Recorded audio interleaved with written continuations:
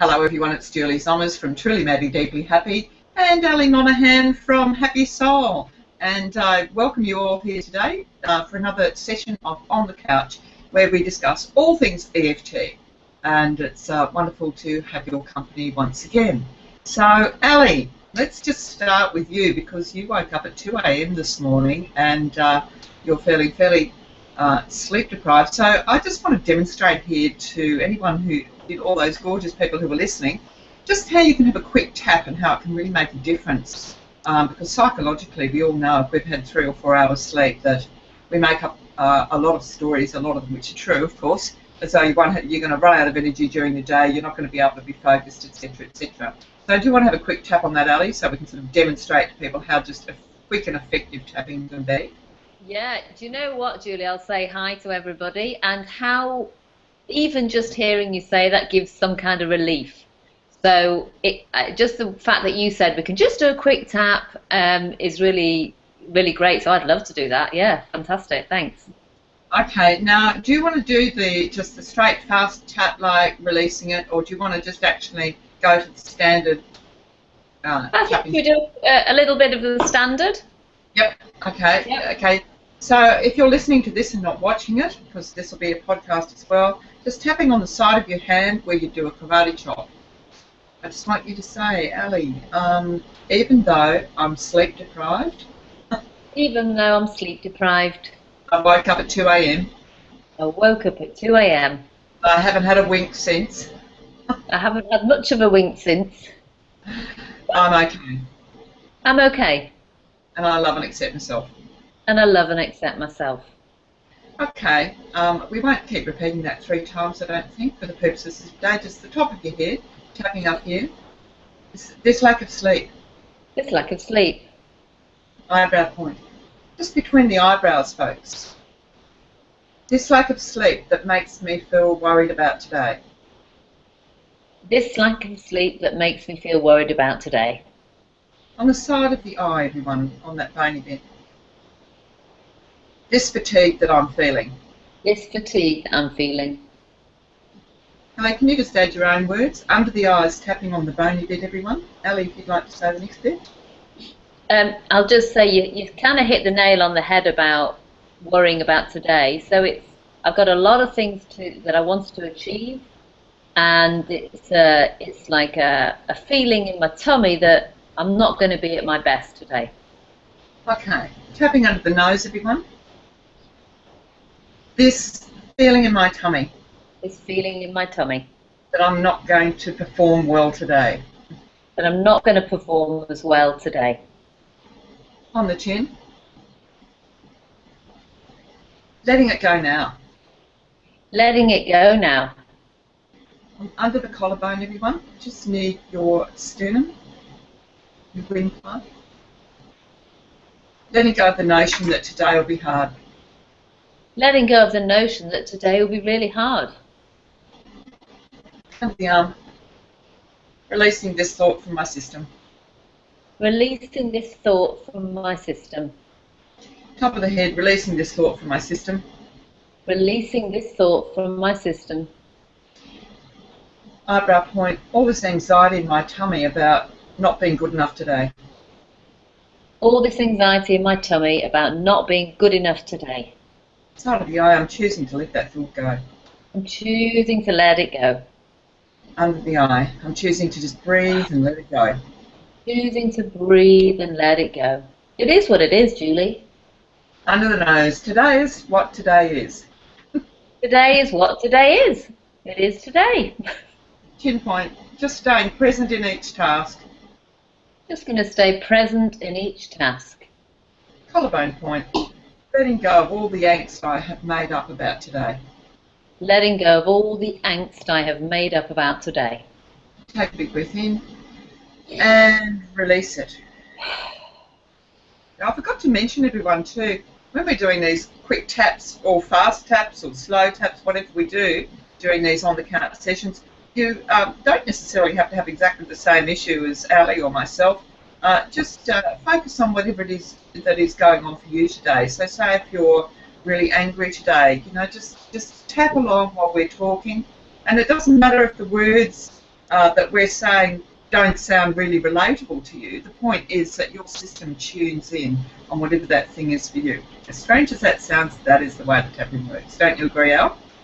Yeah, absolutely. And first off, I'd just like to say thanks, because that was great. That was just a couple of minutes, wasn't it? And it kind of, the words that you're saying, I'm relating to, of course. And it's almost like you kind of just come to a fairly quick realization that it is what it is. And I don't know about you, Julie, but you know, the more I tap, the quicker I get into that space of acceptance, which is pretty much the basis of EFT, isn't it?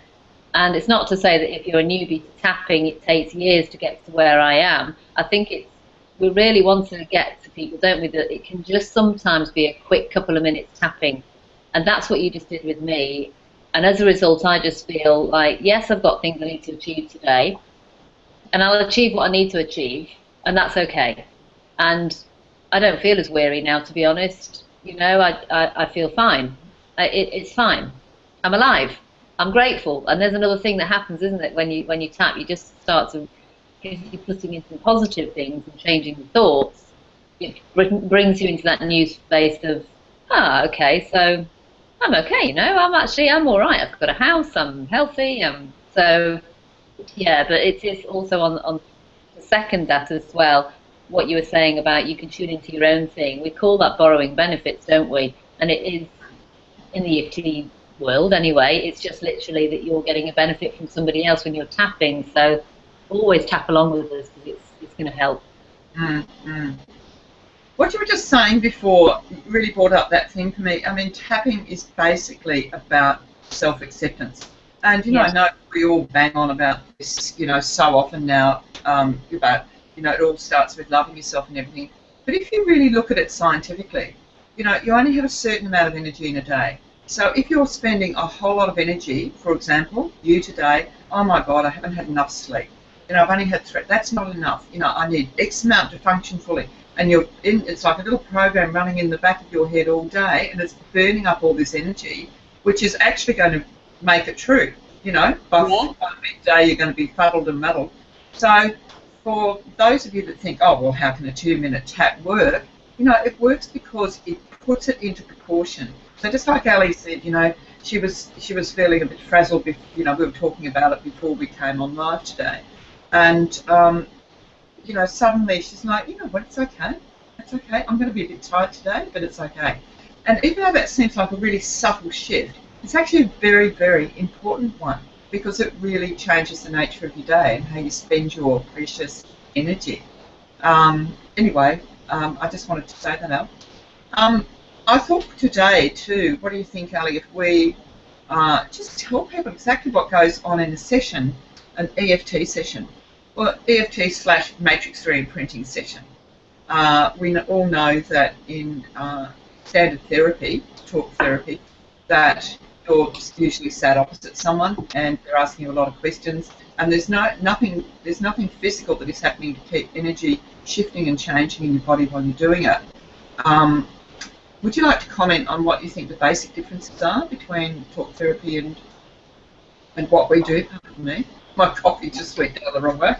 Yes. So the difference between talk therapy and what we do. I think you've kind of hit the nail on the head, but I think ultimately, and we're both very clear about this, Julie and I, that of course counselling and psychotherapy and psychology has its place, and certainly in the past I've had traditional counselling which helped me. But I do recall it. I look back now and I think I remember just blubbering my eyes out, crying, and actually being sometimes feeling quite traumatised and a little bit stirring stuff up and not knowing what to do with it. So in some ways it helped.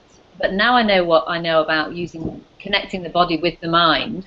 It's such a tremendously powerful tool to bring into when you're talking. Because as you know, when we talk, we're often talking about something from the past or something that's going to happen in the future. We kind of say we're feeling it now, but we're linking it, aren't we, into some event or something that we're imagining is going to happen. So the key difference, of course, is when you're stimulating these meridian endpoints whilst you're focusing on this issue that you've come to the counselling with or the session with. That's the beauty. That's the magic, isn't it? It's like that's the hook that goes, so this is what we're going to start addressing and accepting. so that we can let it go on a physical level as well as a spiritual or emotional level. And that's where I think is the fundamental difference is that you're connecting the mind, the body, the spirit, instead of just talking, which can help, but there's something so powerful about connecting to the body, because that's where we hold so much of our disruption or the potential diseases in our body.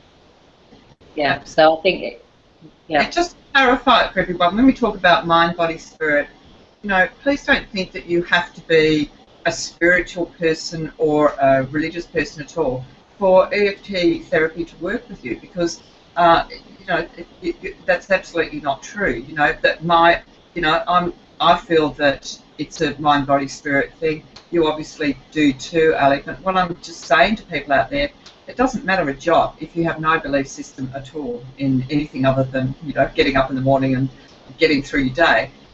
So I don't. You know, it's not about that. It's about healing.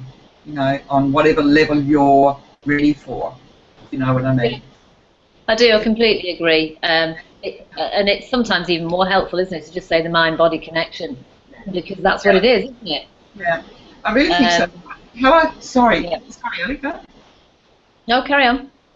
What I was going to say is I sort of see like the actual tapping process where you're tapping when people can be very distressed in a session, but I sort of see tapping like almost like a pacifier, like a dummy. You know, it's keeping you calm while you're shedding all of this old energy. Often people will stop tapping when they get really upset, and I'll do one of two things. I'll tap for them and really be focused and tuned into their field, or I just say just tap gently while you're telling me. And as soon as they start tapping, it's immediate. It's immediate. You can see them coming down from that little crisis that they were having of when they were releasing something sort of bigger. If they're not tapping, I can see it really building up, so that they're thinking, oh my God, you know, am I going to be able to cope with these feelings that I'm letting out? As soon as they start tapping, do you have the same experience? Yes, I do. And I think, again, to add to that as well, there's another level, isn't there? There's another option. So there's the tapping through that high peak of emotion, which can be the gold, can't it? Because when you've got that high peak and you tap at the same time, that's the nugget. It's like that's when you can almost get it released, because you're connecting the mind body, and it's almost like the body's been waiting for you to acknowledge it and accept it to let it go. There's another way as well, isn't there, that to actually, and I get my clients, or ask them if this is what they prefer to do, is to open their eyes to get connected back into the room, feel the feet on the ground, and also to do the heart math. And of course, I won't go into great detail about heart math, but it's connecting the heart, isn't it, with the body again. So placing the hand on the heart and opening the eyes and just literally breathing and thinking of something calming when you count to 6, and then counting 6 down, and again just breathing normally and thinking of something more positive. And often I say to people, just think of a beautiful colour and breathe that into your heart and then let it go. Just one of the other options to bring in when you have somebody who's feeling that overwhelm, I suppose. So it's nice because it means we've got obviously different options. And the other one I'd like to share with you, I'm not sure if you use this one, but I use it quite a lot now with clients, and I do it on myself.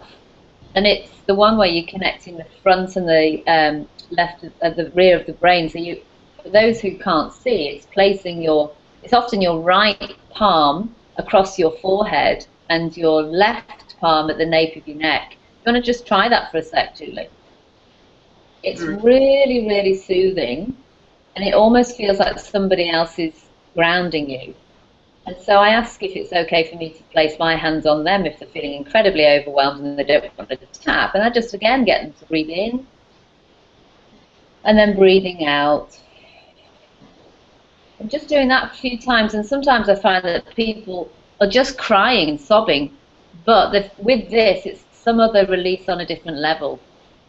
So it's not always, is it, about tapping, but if we can start with encouraging to continue to tap through that crisis, that is very helpful. Just options, aren't there? Absolutely. And anyone who's listening, we've talked a lot about people in crisis and people sobbing, you know. I don't want to scare people off. No. It's fun, but I find a session sort of goes like a sine wave. You know, it's going up and down and up and down and up and down, and then it can be quite smooth. I think some of the interesting sessions are where people can't cry, and had quite a few clients like that. That everything is so stuck deep down in them, and they've trained their ego mind has trained them that it's not safe to let out emotion, and so that's always such a massive relief when they finally, you know, learn how to have the most human thing in the world, and that is tears, you know. But I'd love to get back, just sort of pull it back in, Ali, if we can, and just explain to people what happens in a session. So, say for example, you walk in the door, or I walk in the door to you, and what's the first thing that you would bring up, just to try and give people a real taste of, it's not this out there ooh thing. It's really just, you know, we do have quite a bit of format in this. Yeah, so I suppose it depends on obviously who that person is. So if it's somebody I've never met before, there's a bit of rapport building, isn't there? So it's creating a space that feels safe, like you were just commenting on. Some people don't feel safe. And I remember I had one lady, and it was about 2 or 3 sessions in before she really opened up, and there was a lot of trauma. Now, as Julie said, it's not always as deep as that. But so there was quite a bit of rapport and trust that was being built on those couple of sessions. But sometimes, you know, somebody will come in and they're literally so ready to talk about their stuff that I just say, look, do you know what other opportunity are you going to get to just put all your dirty laundry on the table? Let's get it all out so we can start to begin to accept. So sometimes I'll just let somebody talk, and then I'll just encourage them to gently tap on the side of the hand or top of the head. And this is before we've even gone into any format of EFT.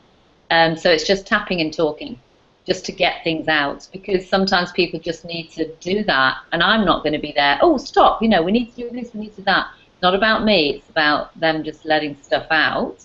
And after that has come out, then, and with the tapping at the same time, there's often a little bit of space where you can start to reform, okay, where would you like, you know, what's really going on, and where would you like to actually be? Where would you prefer to be? As in, what would you prefer to feel? What would you prefer to believe? So looking at the belief system as well. So yeah, many different ways, aren't there, to actually begin a session, depending on the individual, really.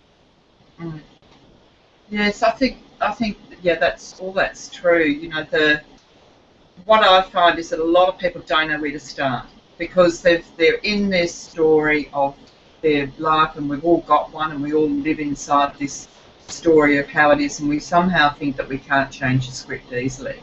But I really believe that we can, faster than ever, with these modern modalities. And like you, Ali, I have ultimate, you know, huge respect for anybody who tries to help anyone's lives, including more traditional ways, you know, psychiatrists and psychologists, etc.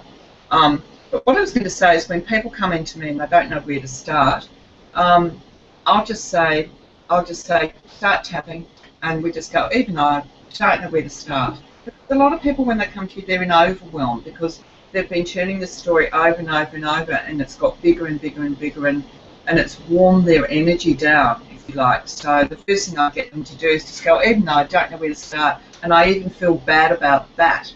Yeah. I can't even get that right, knowing where to start. Yeah. Love and accept myself anyway. And I know that an idea will pop into my head of where I want to start. If that's not what needs the most work, I know, I trust myself that, you know, the inside of you will give you what you need to work on the most. You know, a lot of this work's intuitive, isn't it? Like, you might start off saying, well, I really want to talk about my husband and how he never pays me any attention. And then you might really find that the real answer is that you just feel totally unfulfilled in your life, you know. It's really got nothing to do with him. He's just a reflection of that little portion. So, you know, I think clients have a way of really getting quite quickly round to the main issue. Yes, I agree. And I think that's really key what you said as well about sometimes our setup statements, if you do one, you don't always have to do one. If you're doing a setup statement here on the side of the hand, again, somebody might say, I just feel wrong, there's something wrong, I don't know what it is. And that can be your statement. I just don't know what's wrong with me. I've no idea. I feel strange. I feel, you know, there's something not right. So that's one example. And other things like, you know, when you're working with somebody or working on yourself, and you don't know where this thing has come from, because I suppose one of our goals is to try and trace it back to see where this began, this issue, or this belief, or this feeling. And sometimes I work with clients who go, I don't know, I don't feel like other people, or I don't have memories, and that's very common, isn't it? And I just don't remember. So I'll literally do a few rounds of tapping even though I don't remember. I love and accept myself anyway, or just go to the top of the head and have that slow tap. You know, these memories are there somewhere, I don't know where they are, I've buried them, maybe I don't feel it's safe to let them out. And sometimes it's just talking and having a conversation, isn't it, until you establish, again, the rapport, establish what it is or where it is you need to go. And that one thing might just initially be a feeling. So it might just be a feeling, and then it might be relating to somewhere in the body. And I often find that working that way as well really helps to get to the place where you need to go, and we often call that the root of it, the root of the tree, which is sort of holding the tree up of all this icky stuff that they've come to you with. Does that make sense? Yeah, absolutely. Yeah. And I think that, so I lost my train of thought. I was listening to your dog. I know, I'm sorry, viewers. It's a lively one this morning. I was thinking, I hope that's not worrying Ali. I was just anyway off on a tangent. Yeah. Yes, so I think that's just talking about the structure of a session, or if not just sessions, is it? It's about working on yourself. Sometimes you just literally start with the basics, and you can just start with, even though I don't even know where to begin, this has been going on for so long. I love and accept myself anyway, and then just doing a few rounds on I don't know where to begin, like you said. We'll, you know, guaranteed 99% of the time something will come to the surface and you think, wow, I don't know why I'm thinking about that. And often that memory, because it's often relating to memories, isn't it, and things that have happened to us, then we can sort of work with that. And sometimes when you're working on your own, it's just simply working with the feelings that are coming up and naming those feelings. Because there is a bit of an art sometimes to get into the root cause, and sometimes you need a bit of help. So it's with a friend who's familiar with EFT, or with a practitioner. But yes, the structure of EFT sessions can be literally, you're looking at what you think it is in the beginning, trying to work with that, and then sometimes it can totally turn around, can't it, into something else. You can just think, well, I never thought it was all about that, just like you said about the husband. And when you said before that people sometimes can't put their finger on exactly what it is, they just feel different, that old question that we were taught in our training years ago, but if you had to guess what it might be, is often a question that I ask, and they'll go, well, it kind of might be that I've always thought that, I'm different because, and they say it, and that usually is what it is, but it's the whole thing, well, it couldn't possibly be this, so you can't bring it up. It's like there's an attachment to, I find that a lot of people that come to therapy, they've got an attachment to even being good at therapy, like they want to get it right, they worry that they're going to say the right words, or they're worried they're going to not show the response that we're looking for. And so, I usually say to people at the beginning, just, I'm here to support you, and like you said, create a really safe space for you to heal yourself. I'm just going to steer you in the right direction by asking certain questions. And so, if I ask you on a level, how do you feel about this, and it's a 10, you're really full of anxiety, and then I say after a couple of rounds of tapping, how do you feel now? You don't always have to say it's gone down to a 5 or a 4. It might have shot up to a 20. You need to, I think honesty comes with trust though. And like you said, Ali, you have that lady who spent a couple of sessions before she really let it all hang out. And why should they have this amazing trust immediately? I think it's human nature to gradually develop that relationship with you. I agree, and I think it's going back again to the structure of sometimes, or how the session might go, and this is either with yourself or with somebody else. There is a lot around honouring yourself where you're at. We talked about this a little bit before today's opening, didn't we? And said that there's a lot of emphasis nowadays to sort of, be this amazing person and have all the abundance you can in your life and just transform your world around. And And there's a lot of pressure, isn't there, to be the best you can be and be at your optimum. And sometimes you just need to feel shit for a little while and just be with that shitty feeling and honour that feeling, and just, if you feel like it, do a few quick rounds of tapping while you're walking around the house. That's what I do a lot of now. Yeah. And not and releasing almost the expectation that you have to be at a certain place, which is a little bit like where you're tying into, it's not about, EFT is not about bringing you to being in this perfect alignment all the time. But I think you and I, I'm sure, agree that when you tap in between sessions, or when you do some maintenance tapping every few days or every day, there's real benefit in that, isn't there? Because it's just allowing you to calm the nervous system down so that you can start looking at what needs prioritizing as far as emotions and beliefs. Mm. So it doesn't all have to be this pressure to sort everything out in 1 hour or... Absolutely. I think it's just keeping calm, and I can almost hear people out there saying, but I don't know what to say. Sometimes you don't have to say anything. Say if you have a phone call from someone and they've misunderstood you or something like that, and you get off the phone and you feel bad, and you think, I just want to bring them back and yell at them or explain my point of view. You would just tap going, I feel anxious about that phone call. I feel angry about that phone call. I feel really angry about that phone call. I'm going to let it go. I'm going to work out what I'm going to do. I'm just letting it go for now. Feeling calm. Maybe I can bring them back. Maybe I won't. Just sort of thinking out loud, choosing to be calm about it, choosing to love and accept myself no matter what. And, even if you don't say those words out loud, so that the rest of the family doesn't think that you've turned into a mad woman, you can just, go and do it in a different room or sit on the loo as you do. Just have a chat. Letting it go. I'm still a good person. Because what happens with nearly all the angst things that happen in your life is it's about self-doubt. Oh, maybe they're right. Maybe I shouldn't have done that. Why do they yell at me? They don't respect me. It's always related to how you feel about yourself. So just, I'm still a good person no matter what, is a really good mantra to get. Still a good person no matter what.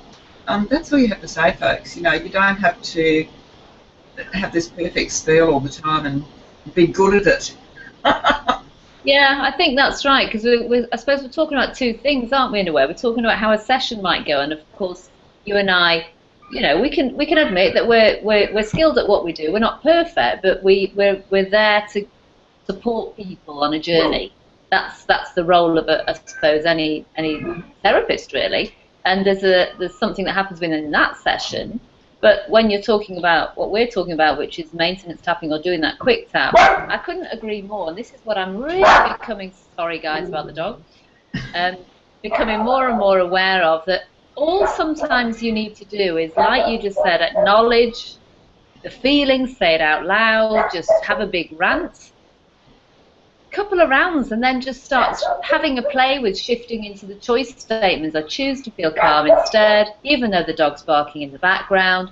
I choose to feel okay, even though the dog's stressing me out, even though I don't know if the viewers can hear. It's okay, the dog stopped barking now. It's all good, and your energy system over time also starts to almost anticipate the choice statements coming in, doesn't it? I think I was just thinking, everybody will be thinking, oh, this tapping can make dogs stop barking. It can do anything. It's changed my life. We just want to be accessible, don't we? That's the whole role of you creating on the couch, because we talked about this too. What do we want to get out of this? We want people to really get that this can be quite straightforward process and not complicated. Yeah. Really do. Yeah, my hope is that people listening in will think, oh, gee, they're rambling on a bit sometimes, but eventually they get back to the point. But it's either that, or we have this really structured session where we're working off points and everything, and it's really, I didn't want it to be like that, and you didn't either, did you, Annie?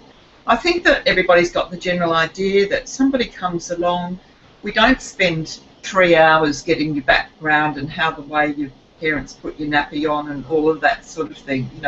Basically we tune in pretty quickly to where that client is up to, and get into it, start working, and it's always the combo of the body and mind.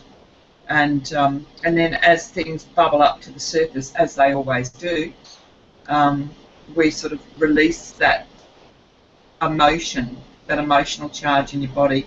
We release them as they come. So it's sort of like weeding a garden, I think, Ali. It's sort of like there's this beautiful garden, which is the person, and all these weeds have overgrown it and not really, so the real person isn't showing up in the world as they really are. And as you sort of pull out the weeds and you get rid of that one and get rid of that one, then you've got this gorgeous, blossoming thing happening. And I think that's, people realise that when they are doing quite a lot of tapping, they think, wow, I was really scared to let go of this because I didn't know if I could handle all the other emotions that I've been blocking down.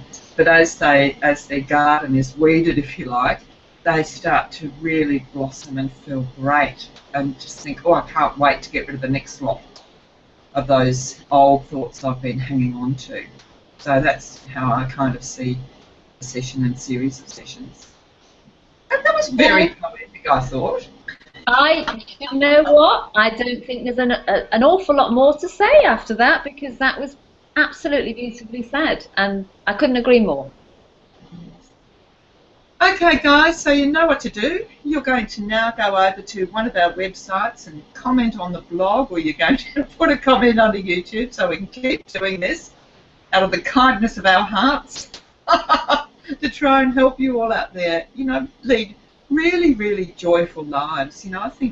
I really think that's what we're on the planet for, to live into that lovely joy. No matter what's going on, that can always be your default setting that you're aiming towards. Actually, I was writing this post the other day, Ali, and I said, if you get out of bed in the morning and you decide to be as happy as you can be that day, you're really ahead of about 99% of the population. And I really think that. I don't think it's a conscious decision that people make. Yeah. And a very helpful decision to make. Yeah. No matter what's going on for you.